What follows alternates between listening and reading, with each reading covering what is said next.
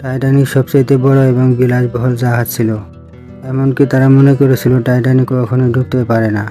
সেটাই তার প্রথম যাত্রায় 1912 সালের 10 এপ্রিল দুপুর 12টার সময় 2200 জন যাত্রী নিয়ে সাউথহ্যাম্পটন থেকে নিউ ইয়র্কের উদ্দেশ্যে প্রথম যাত্রা শুরু করেছিল।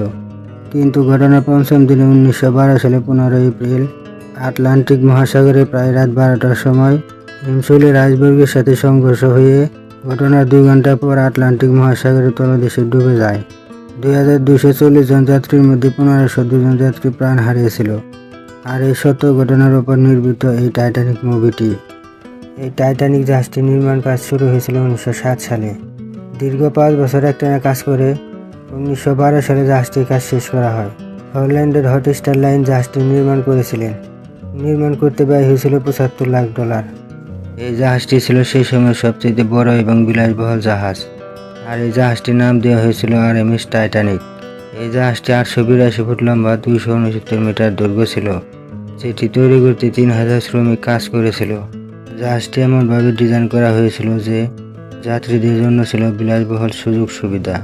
যেমন এর ফার্স্ট ক্লাস ছিল অভিযাত্রীদের জন্য, সেকেন্ড ক্লাস ছিল মধ্যবিত্তদের জন্য, আর থার্ড ক্লাস ছিল নিম্ন ব্যক্তিদের জন্য। ফার্স্ট ক্লাসের টিকিটের মূল্য ছিল 2.5 লক্ষ টাকা এবং সেকেন্ড ক্লাসের মূল্য ছিল 1 লক্ষ টাকা, আর থার্ড ক্লাসের মূল্য ছিল 21,000 টাকা।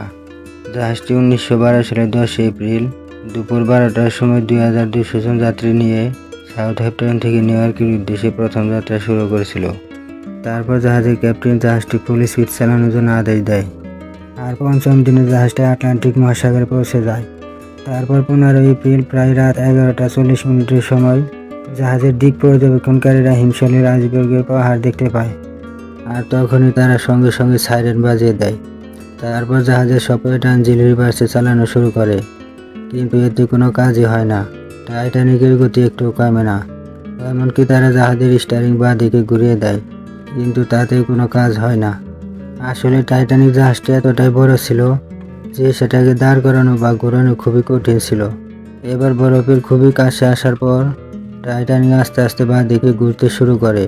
কিন্তু এত কিছুর পরেও টাইটানিকের সামনের অংশের নিচের দিকে বরফের সাথে ঘষা খেয়ে বাজেভাবে ড্যামেজ হয়ে যায়, যার কারণে জাহাজের ভিতর পানি ঢোকা শুরু হয়।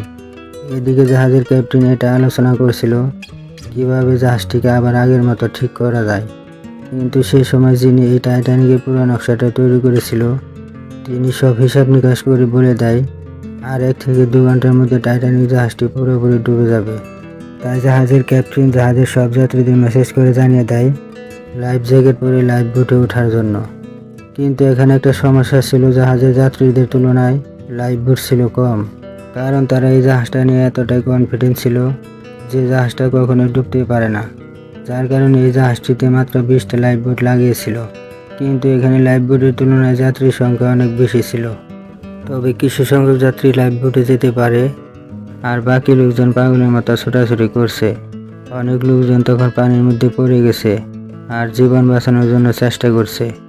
জাহাজের সামনের অংশে পানি ঢুকে যাওয়ার কারণে জাহাজটা মাঝখান থেকে দুভাগ হয়ে যায়। জাহাজের সামনের অংশে পানি ঢুকে যাওয়ার কারণে বেশি ভারী হয়ে যায়, যার কারণে সামনের অংশ আগে ডুবে যায় আর পিছনের অংশ সোজা হয়ে কিছুক্ষণ ভাসতে থাকে এবং তার কয়েক মিনিট পরে জাহাজটা আস্তে আস্তে পানির নিচে ডুবে যায়। আর বাকি লোকজন তখন পানিতে ছটফট করতে থাকে। আর পানি এতটাই ঠান্ডা ছিল যে ততক্ষণে বাকি সব লোকজন খুব তাড়াতাড়ি মারা যাচ্ছিল। আর তার কিছুক্ষণ পরে 1502 জন যাত্রী মারা যায় পর্যাপ্ত পরিমাণে লাইফ বোট না থাকার কারণে। কিন্তু তাদের মধ্যে শুধু একটি মেয়ে বেঁচে থাকে, আর তার নাম ছিল রোজ। অন্যদিকে দেখা যায় যে সব লাইফ বোটে বেশ কিছু যাত্রী গেছিল, সেখান থেকে একটা লাইফ বোট ওই লোকগুলিকে অন্য একটা লাইফ বোটে রেখে ফিরে আসে। কিন্তু তারা এসে সেখানে দেখতে পায় ততক্ষণে সব লোক মারা গেছে। আর তারা সব জায়গায় দেখতে থাকে কোথাও কোনো লোকজন বেঁচে আছে কিনা। তখন রোজ দেখে একটা লাইফ বোট ফিরে এসেছে তাদের উদ্ধার করার জন্য। তখন রোজ উদ্ধারকারীদের ডাকতে থাকে, কিন্তু তারা তার ডাকে কোনো সাড়া দেয় না। আর তখন সে বুঝতে পারে ঠান্ডায় তার গলা বসে গেছে। এরপর রোজ একটা লোকের কাছ থেকে বাঁশি নিয়ে বাজাতে থাকে, আর তখন উদ্ধারকারীরা এসে রোজকে বাঁচিয়ে নেয়। পরবর্তীতে দেখা যায় RMS কারপাথিয়া নামক একটি জাহাজ বেঁচে থাকা সমস্ত যাত্রীদের নিউ ইয়র্কে নিয়ে আসে। কিন্তু রোজ এখানে তার নাম জানায় রোজ ডজন, যাতে তার পরিবার কেউই তাকে আর খুঁজে না পায়।